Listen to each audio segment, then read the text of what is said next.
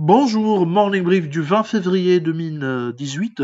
Donc, finalement, la période de silence ou période de creuse pour les publications au Maroc a pris fin et elle a cédé sa place à une période où les publications sont de plus en plus euh, importantes. Ce lundi, on a eu CDM et surtout Maroc Télécom avec un résultat net, un bottom line surprise du moins par rapport à nos attentes. Donc on commence par le marché. Le marché a commencé sa semaine sur une note positive. Le résultat net surprise donc publié par IM a boosté le MASI, le principal indice de la bourse de Casa, termine la première séance de cette semaine sur une hausse de 0,50% à 6,77%, toujours à un niveau de MASI supérieur à 13 220 points. Alors, pour ce qui est, malheureusement, pour le moment, les volumes restent modestes malgré ces publications. Cette période de publication, volume reste modeste. 105 millions de dirhams de volume, dans 34 millions de dirhams sur Tissalet al-Maghreb. Donc, les volumes sont modestes. Nous, on pense que ces volumes sont très faibles pour si on regarde l'ACAPI, c'est vrai, l'ACAPI flottante, elle est relativement faible, mais si on regarde en termes de CAPI, ces volumes sont vraiment faibles. Alors, pour ce qui est des variations de la séance pour cette séance de lundi, donc Aluminium du Maroc prend 3,15% et Tissalet al-Maghreb 2,55%. Côté baisse, CDM qui a également publié des résultats en ligne avec nos attentes, donc qui sont globalement en ligne avec nos attentes, perd 5,29%, Managem recule de 2,17% et BMCI accuse un repli de 1,51%. Alors, Maroc Télécom a publié des résultats 2017 mitigés. La baisse du chiffre d'affaires et de l'EBITDA était attendue par notre modèle. Toutefois, IAM Tissalet Maghreb nous surprend avec un résultat net supérieur aux attentes. Alors, le chiffre d'affaires en baisse de 0,8% à 34 milliards 9, presque 35 milliards de dirhams, affecté à la fois par la régression des activités au Maroc, moins 3,6%, que par la hausse limitée de revenus à l'international, plus 2,7%, alors que nous, on s'attendait à une baisse de 2,4%. En termes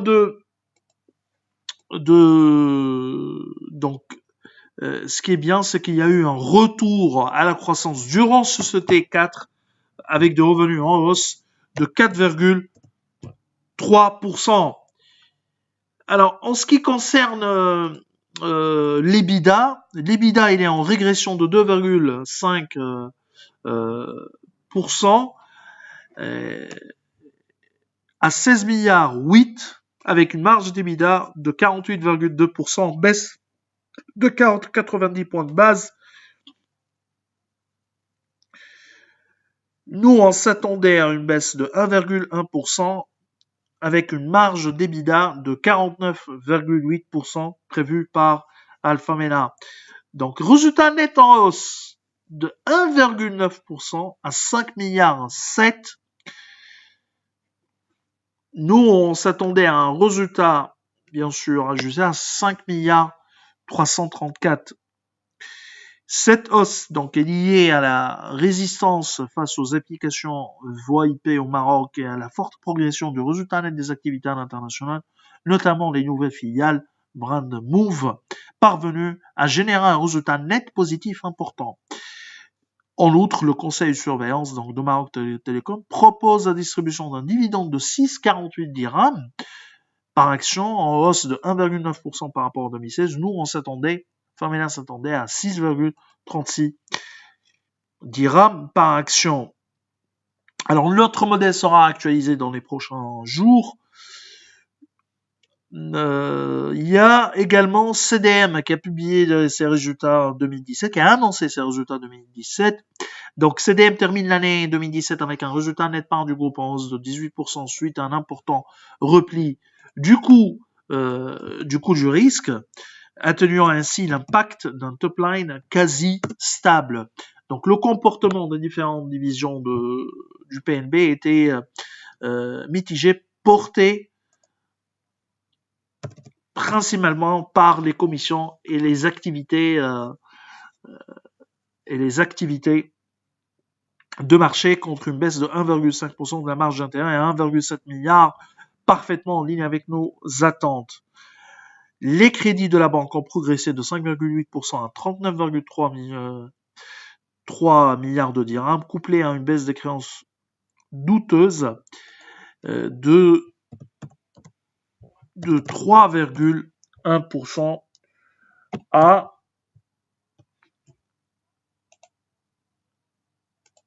3,9 milliards de dirhams, soit un taux de contentieux de 9,9%. Le dernier partenariat avec Saham Assurance commence à porter ses fruits avec des primes collectées en assurance en vie en hausse de 5,7%. Les résultats de CDM sont globalement en ligne avec nos attentes puisque notre modèle table sur la hausse des résultats net part du groupe à 2 chiffres et un top line quasi stable, presque stable donc. La proposition de dividende de 7 dirhams est inférieure à l'année précédente et qui ressort également en deçà de nos attentes. Cette annonce a été mal accueillie par le marché, faisant perdre donc l'action 5,29%. La révision de notre modèle devrait appuyer davantage notre avis défavorable sur le titre AM et ALG avec un target price à 573 dirhams. Il y a eu publication également de l'indice des prix des actifs immobiliers. Donc, globalement, les difficultés de l'immobilier au Maroc persistent. Les transactions, surtout en regardant les transactions, parce que ça donne une idée sur le volume, accusent donc un recul de 2,4% suite au repli des ventes d'appartements.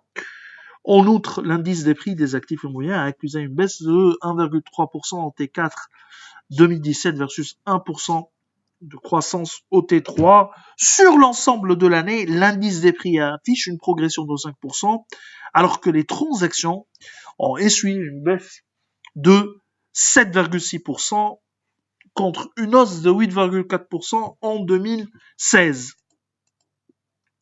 Donc, globalement, ce ne sont pas de bons chiffres pour ce T4. Donc, ce T4, disons, n'était pas fameux, n'était pas fameux pour l'immobilier au Maroc. Alors, je vous souhaite une bonne journée. Bien sûr, vous trouverez nos commentaires et les latest sur le site à travers le site Alpha Mena. Donc, on vous invite à lire nos publications sur ces annonces de résultats des émetteurs marocains. Donc, je vous souhaite une bonne journée. Au revoir. À demain.